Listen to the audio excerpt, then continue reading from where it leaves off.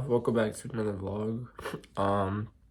I just ran the mile, which is probably why I look disheveled right now.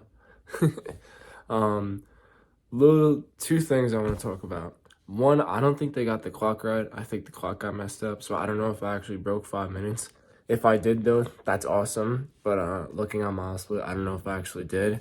And two, my pens kept falling down during the race, so if you see during this video, that's probably why I had to keep picking them up. But yeah, enjoy the video, subscribe, like, much love.